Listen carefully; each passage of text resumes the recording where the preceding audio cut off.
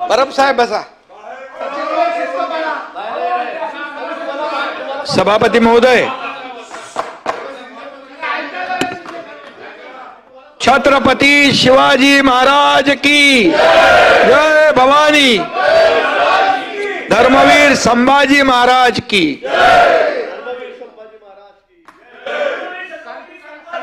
खरं म्हणजे सगळ्यांच्याच भावना अतिशय कालपासून तीव्र आहेत. कालच्या सभागृहात देखील या बाबतीमध्ये अनेक सदस्यांनी आपल्या भावना व्यक्त केलेल्या आहेत. खरं म्हणजे अबू आझमी यांनी यापूर्वी देखील अनेक वेळा, एखाद्या वेळेस माणूस बोलतो, परंतु अनेक वेळा या बाबतीमध्ये शिवाजी महाराजांच्या बाबतीत देखील अवमानकारक त्यांनी वक्तव्य केलं. आणि मी त्या दिवशी सभागृहामध्ये होतो आणि मी मुख्यमंत्री असताना देखील त्यांना त्यावेळेस तिथं रोखलं. मी बोललो, छत्रपती शिवाजी महाराज हे महाराष्ट्राचं आराध्य दैवत आहे. अरे पण आपण ऐकून घ्या. ओरड का नाही याच्यात अबू आझमी. आणि म्हणून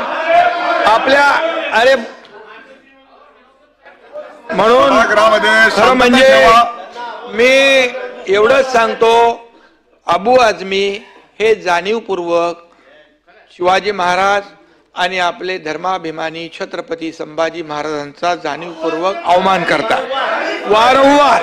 आणि म्हणून वारंवार करतात. आणि म्हणून अरे बाबा मी बोलल्यावर करतो ना, कारवाई तर करायचीच आपल्याला.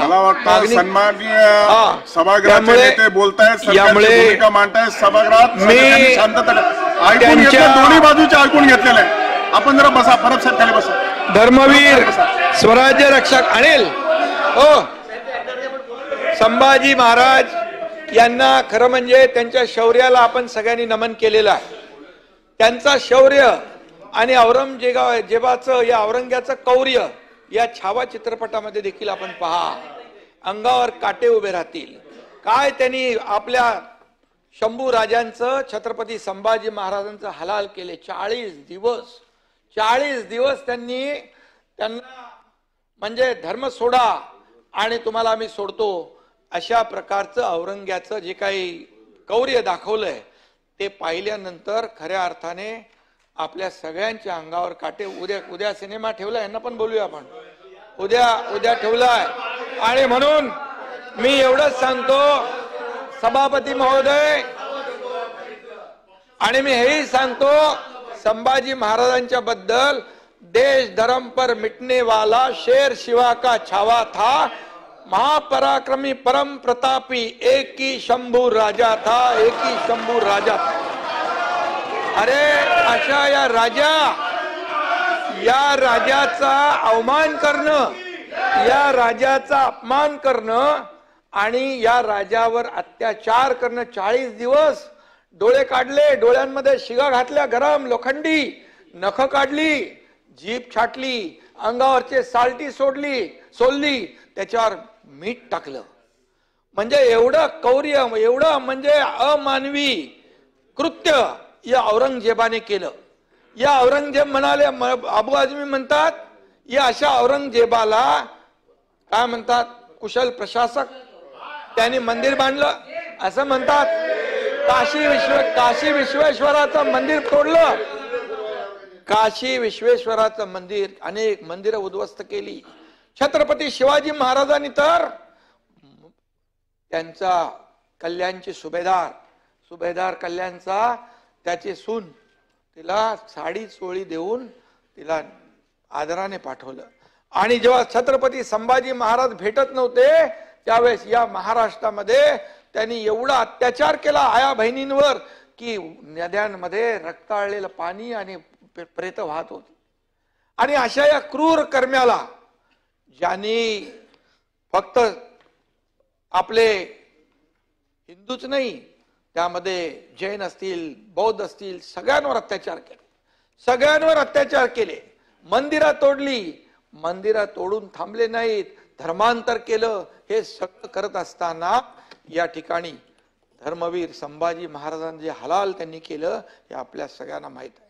आणि म्हणून अशा क्रूर कर्म्याला कुशल प्रशासक म्हणणं, या ठिकाणी त्याला मंदिरं बांधली म्हणणं, ज्यांनी या महाराष्ट्राच्या स्वराज्यावर चाल करून आला, परंतु त्याला संभाजी महाराजा पुरून उरले, तो जिंकून हरला, पण संभाजी महाराज बलिदान करून देखील जिंकले,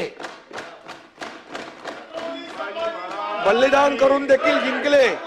आणि म्हणून या दिल्लीचं तख्त काबीज करण्यासाठी त्यांनी आपल्या बापाला कैद केलं, त्याच्या भावानं ठार मारलं, 27 लोकांना ठार मारलं. हा दिल्लीचा तख्त कब्जा करण्यासाठी हा क्रूर कर्म म्हणजे राक्षस आहे, महाराक्षस आहे. आणि अशा या राक्षसाला, नीच राक्षसाला त्याची भलामण करणं, बाळासाहेबांनी देखील विरोध केला होता ना त्याला. म्हणून अशा देशद्रोही, अशा अरे म्हणून तर ते विचार घेऊन आम्ही पुढे चाललोय ना. आणि देशद्रोही पिलावळीला सच्चा मुसलमान देखील माफ करणार नाही. यामध्ये देशाभिमानी मुसलमानांची आपला वाद आहे का? राष्ट्रभक्त मुसलमानांची वाद आहे का?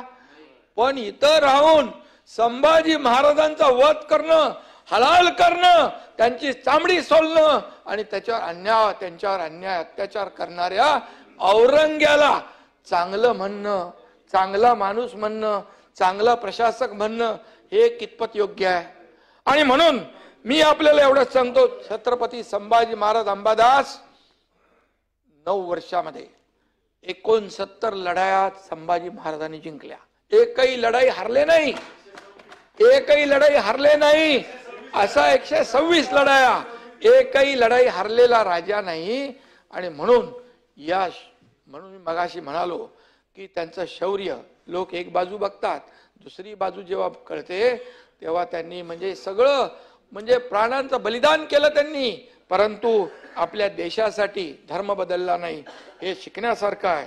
आणि म्हणून मी या ठिकाणी एवढंच सांगतो की छत्रपती संभाजी महाराज हा कट्टर देशाभिमानी, ज्वलंत हा अंगार होता.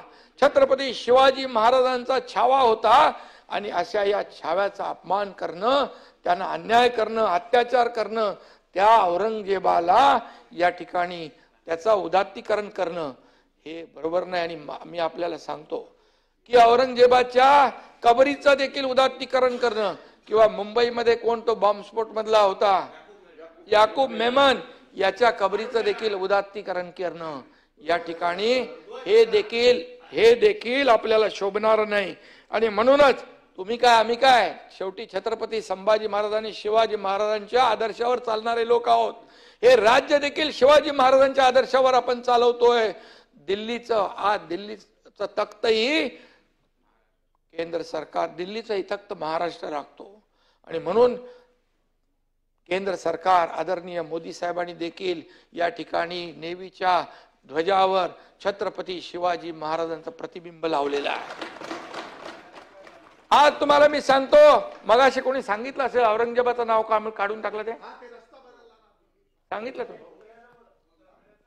आणि दुसरी औरंगाबादचं नाव देखील, औरंगाबादचं नाव अंबादास संभाजीनगर केलं, आपण संभाजीनगर केलं.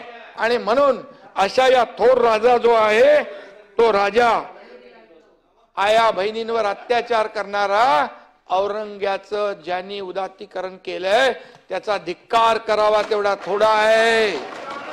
त्याचा धिक्कार तर करूच, पण त्याच्यावर देशद्रोही कलम देखील लागलं पाहिजे देशद्रोहाचं. आणि त्याचबरोबर त्याला निलंबित केलं पाहिजे, अशी विनंती या ठिकाणी. बडतर्फ करा, परंतु अबू आझमी हा औरंग्याचा औलादीचा आहे.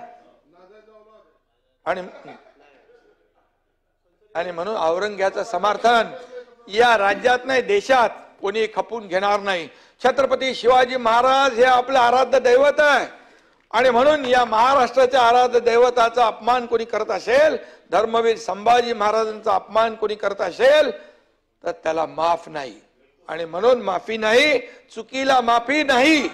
आणि म्हणून माझी आपल्याला विनंती आहे सभापती महोदय, या ठिकाणी खाली तर आम्ही कारवाई करण्याची मागणी केलेलीच आहे, परंतु याच्यावर अशी कठोर कारवाई झाली पाहिजे की या पुढे छत्रपती आम्ही करतोय ना, करतोय छत्रपती संभाजी महाराज आणि छत्रपती शिवाजी महाराज अरे काल गुन्हे दाखल केले आणि म्हणून त्यांच्यावर कठोर कारवाई आपण करूया आणि म्हणून या ठिकाणी याचा निषेध आणि त्यांचा निषेध करावा तेवढा थोडा आहे, त्यांचा धिक्कार करावा तेवढा थोडा आहे.